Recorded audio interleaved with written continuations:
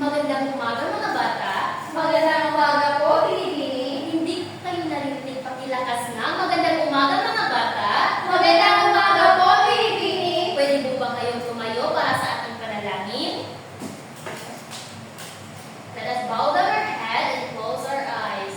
Lord Jesus, thank you for today. Thank you for your love and care. Thank you for always guiding us in our path. Thank you for giving us heavenly wisdom and knowledge. In Jesus' name, I pray. Amen. Okay. Bago magsiupo ang lahat, dito muna tayo sa ating pamukaw sigla. Gusto niyo bang kumanta mga bata? Opo! O ganito lamang. Mushi, mushi, hola, hola, hello, hello. Kumusta ka? Naintindihan niyo ba? Opo! Okay, let's sing it together. Pag sinabi kong ready, sabihin niyo rin, sing. Ready? Sing! Ready, sing. Mushi, mushi, hola, hola, hello, hello. Kumusta ka? Again. Mushi, mushi, hola, hola, hello, hello. Kumusta ka? Okay, pwede na kayo umupo. Ngayon, meron akong ipapakita sa inyo na mga larawan.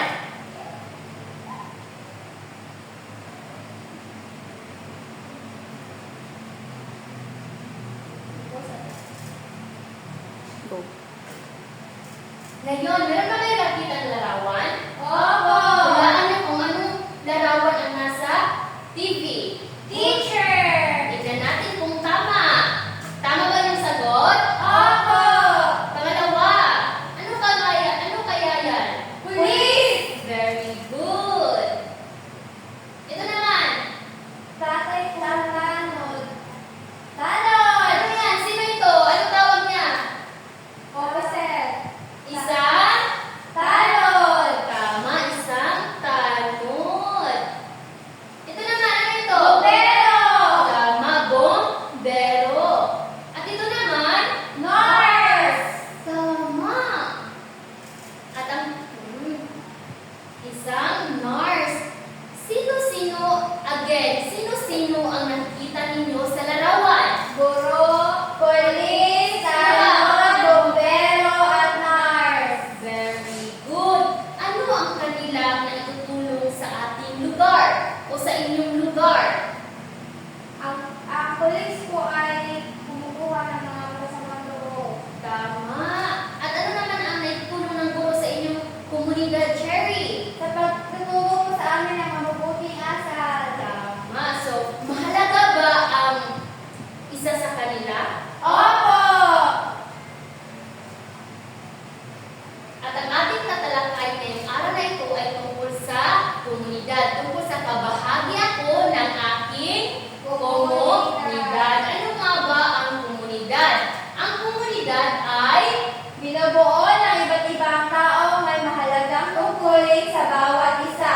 Kabilang sa mga ito ang mga guro, doktor, polis, bumbero at iba pa. tama. So, ang komunidad ay binubuo ng iba't ibang tao katulad natin.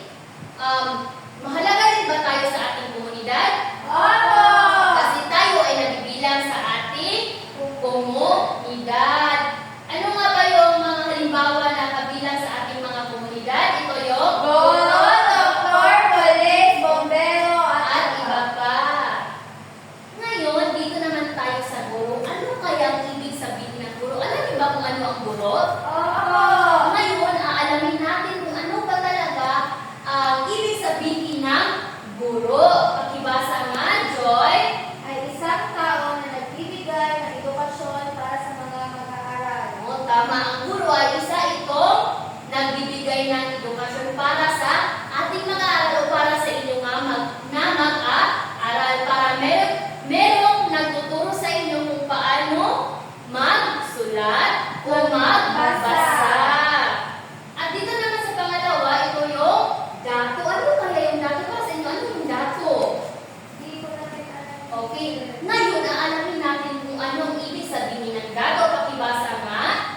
Ang nagsisilbing tagapagpatupad ng mga batas at nagsisilbing pinakahari. Oo, yan ang dato. Halimbawa ng dato ay yung mga tao na nasa gobyerno, sila yung gumagawa ng batas. Halimbawa ng batas ay, ang mga bata ay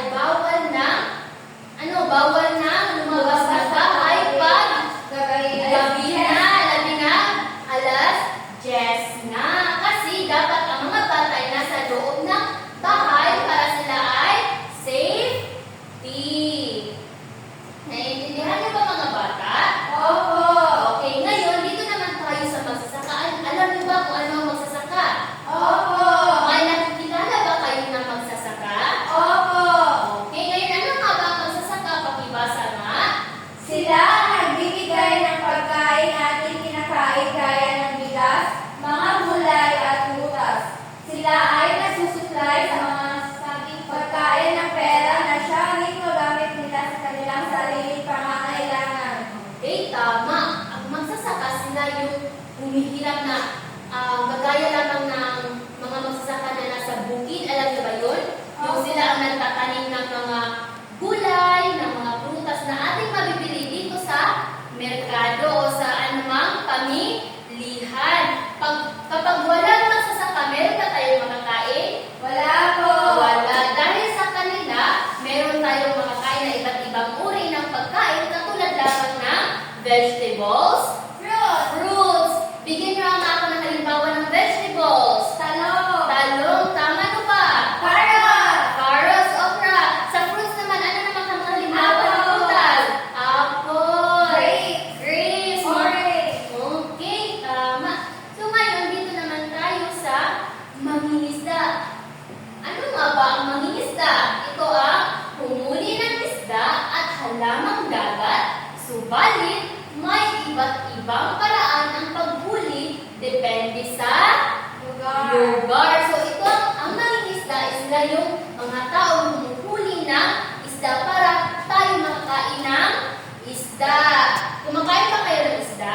Opo. Masarap ba o hindi? Masarap. Saan nila kukuha ng isda? Sa dagat. Sa dagat, sa ilog. At meron din silang iba't ibang paraan na paghuhuli sa isda. Pwede nilang kasaman. Bingwit. Pwede lang nilang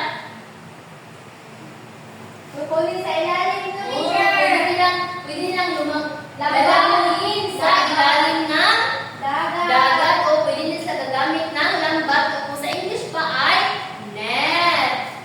Mahalaga ba ang mga kanilang ambag sa araw-araw?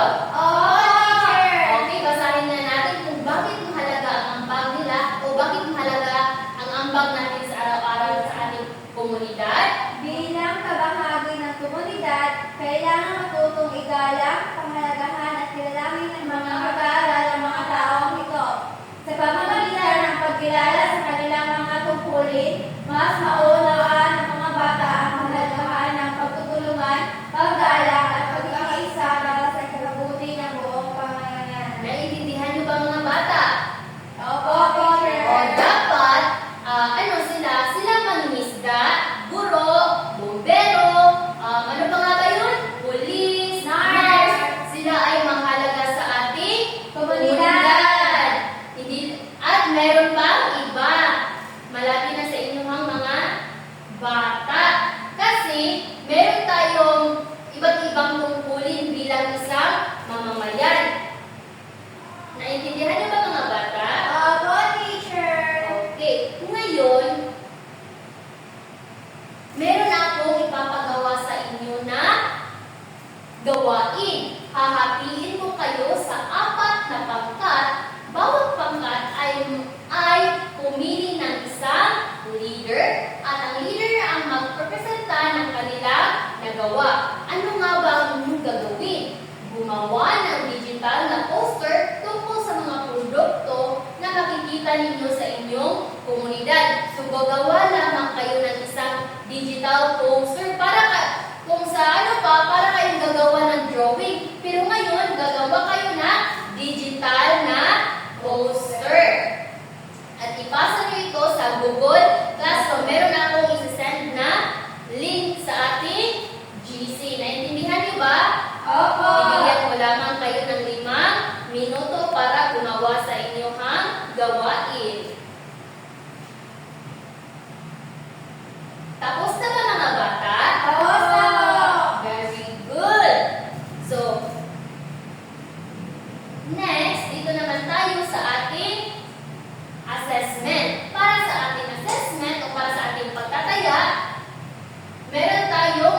na isang Google Forms. website. Ito ang Google Forms. Ano nga ba ang ating gagawin dito? Gamit ang Google Forms, lagyan ng check kung ito ay nagbibigay ng tamang serbisyo at produkto sa ating komunidad. X kung ito ay hindi. Mayroon akong pinasa sa na link sa ating GC at i-click nyo lang iyon. Bibigyan ko lamang kayo ng 5 minuto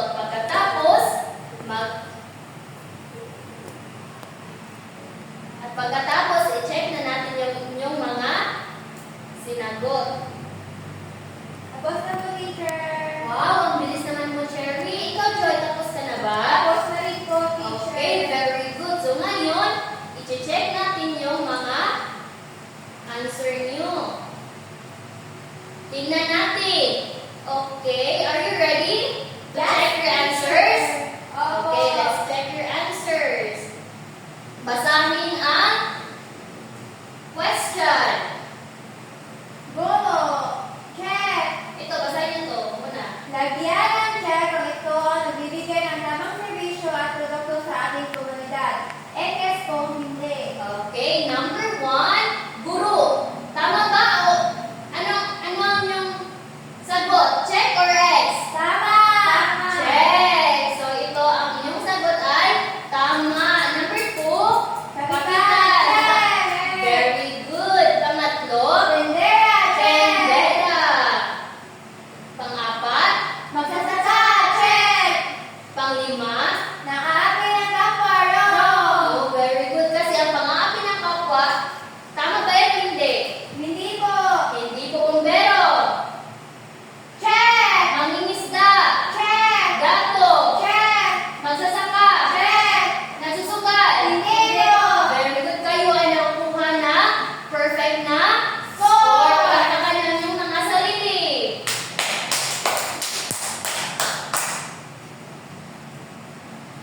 Para sa ating panapos na gawain, pakibasa nga mga bata. Kapag may pagkakapantay-pantay, mas matatag ang komunidad. Okay, magsitayo nga ang lahat.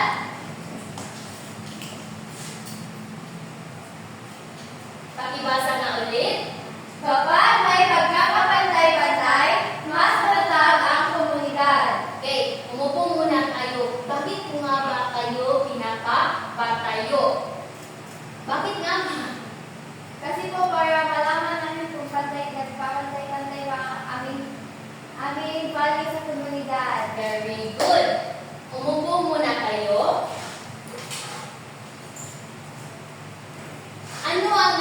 Ano nakikita niyo sa inyong komunidad? Nagkakapantay-pantay ba ang inyong pag-ano? Hindi po, hindi marami po mayaman, marami po hindi mayaman. Oh, okay. So ano ang dapat gagawin natin sa mga ganyan? Labi na sa mga sa yung mga tao na naghihirap. Tulungan po sila. Tutulungan, ano ba? Pumili ng bagong leader. Pumili ng bagong leader. Kung kayo ang nasa kanilang posisyon, ano ang inyong gagawin para kayo ay umangat sa inyong buhay para hindi kayo maging mahirap? Pagbibigay po